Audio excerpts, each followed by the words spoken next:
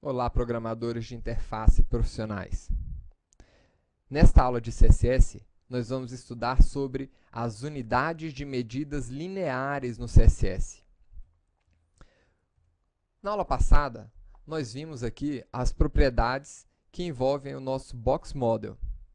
Nós estudamos ali as propriedades Margin, as propriedades Padding, Border, e todas essas propriedades, vocês viram que a gente utilizou uma medida linear, né? Uma medida pixel aqui utilizada para definir largura, definir altura, espessura desses elementos. Na W3 Schools, nós temos uma área aqui no CSS que mostra para a gente um pouco sobre as unidades de medida. Aqui nós vamos ver referências aqui sobre unidades de cores e sobre as unidades de medidas lineares aqui. Então, nós temos três tipos de medidas lineares. Nós temos as medidas lineares aqui em percentual, nós temos as medidas absolutas e as medidas relativas. Então, vamos para a nossa aula de hoje. E vamos começar pelas unidades de medidas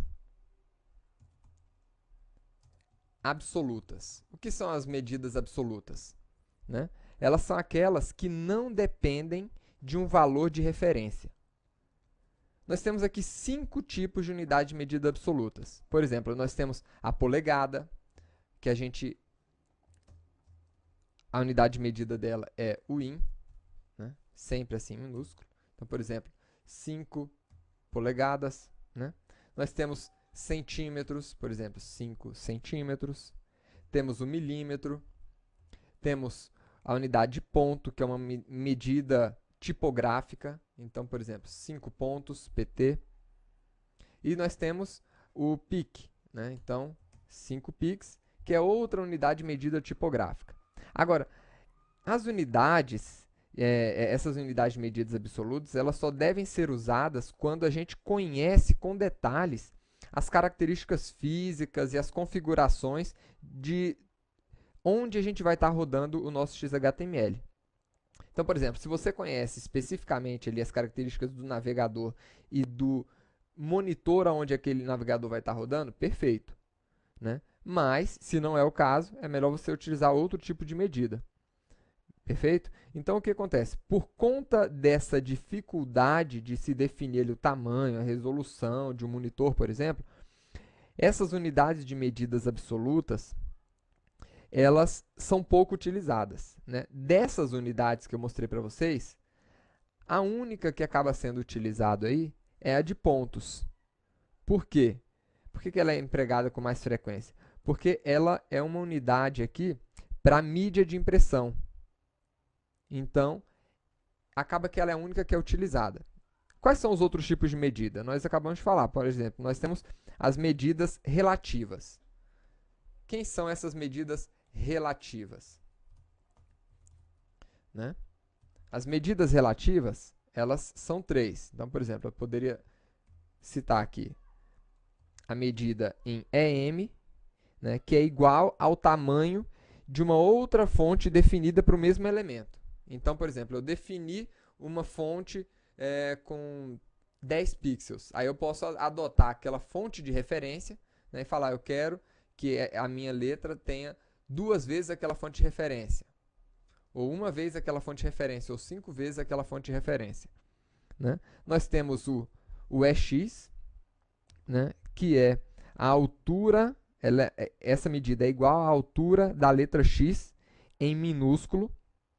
E nós temos aqui o pixel, né, que é uma medida mais rígida. Vamos olhar um pouco mais a fundo aqui o EM e o pixel, que são as 2 unidades de medida mais utilizadas aqui no mundo web. A unidade EM, ela é calculada em relação ao tamanho de fonte pré-definido no documento. Então, vamos fazer o seguinte exemplo. Né? Nós temos aqui um documento XHTML, onde eu tenho aqui um título H1, um título H2 e um parágrafo. Eu vou definir aqui no meu CSS um tamanho para o meu título H1. Meu título H1 eu quero que ele tenha aqui um tamanho de fonte, né, de 100 pixels. Tá bom, eu sei que é um tamanho grande, mas é isso mesmo. No H2, eu quero um tamanho de fonte de 30 pixels, ou 20 pixels. Aliás, 100 eu acho que vai ficar muito grande mesmo, né? Vamos diminuir para 60. Vamos ver o resultado aqui. Opa! Então, ficou realmente grande o texto ali, né? E esse aqui ficou um pouquinho menor. Agora, o que eu vou fazer? Eu vou falar o seguinte, que tanto para o H1 como para o H2, eu quero definir aqui o tamanho, né, da margem do lado esquerdo de 1 EM. O que isso significa? Vamos ver aqui. Margem left é igual a 1 EM. Isso aqui vai informar o seguinte: a margem do lado esquerdo do texto vai ser do tamanho de uma unidade de medida do texto corrente aqui. Então, por exemplo, se aqui no meu H1 eu adotei o tamanho do texto de 60 pixels, então a margem à esquerda vai ser de 60 pixels. Para o meu H2, a margem à esquerda vai ser de 20 pixels. Apesar de tanto H1 como H2 eu terem marcado os dois como 1 EM, mas essa medida, como a gente viu, é uma medida relativa. E ela está relativa a quê? Ao tamanho do texto deste elemento. Então, vamos ver aqui. Então, está aí. A largura aqui desse elemento H1 ficou muito maior, né? A largura da minha margem esquerda ficou muito maior aqui do que a largura da minha margem esquerda para o elemento H2. Por quê? Porque essa largura aqui estava relativa ao tamanho da fonte do H1. E aqui no H2, aliás, relativa à fonte do H2. E aqui em cima, relativa à fonte do H1. Então, ficou maior. Uma outra forma que a gente utiliza muito aqui a medida M é da seguinte maneira. Por exemplo, nós temos aqui o seletor universal, que vocês já aprenderam, e a gente define ali no seletor universal, né, uma determinada medida. Então, vamos definir ali que no seletor universal a gente vai utilizar aqui a fonte de 10 pixels. Ou seja, todos os elementos da minha página vão ter 10 pixels. Então, tá aí. Né? O que a gente costuma fazer?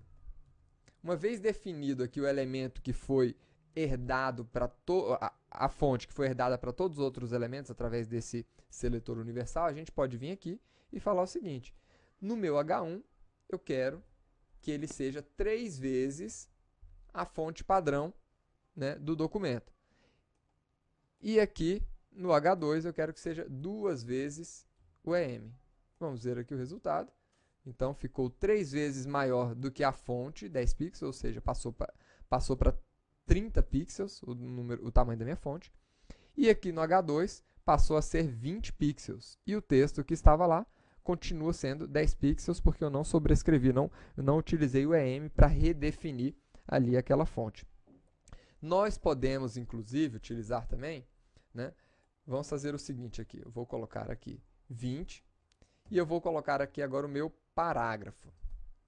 Né? No meu parágrafo, eu posso adotar fontes, não simplesmente um número inteiro. Eu poderia colocar uma fração, por exemplo, 0,6. Então, eu quero 0,6 do tamanho original. Né? Então, está aí. Ficou um pouquinho maior. Poderia colocar aqui 2, por exemplo, e aqui 1,5 ou 1,3. Enfim, a gente pode estar brincando aí, colocando os valores tanto com números inteiros como fracionados. E a última unidade de medida, que é essa aqui que nós já vimos, é a unidade pixel, né? Ela é calculada em relação à resolução do seu monitor ou do dispositivo que você estiver apresentando o seu XHTML. Mas aí um detalhe, tá, pessoal? O uso do pixel, ele é útil na criação de layouts com dimensões fixas. Então é o caso clássico aqui quando a gente está projetando um portal com 800 pixels de largura, né? E aí eu quero ter uma definição mais fixa ali. Então quando a gente precisa definir em unidade pixel, né?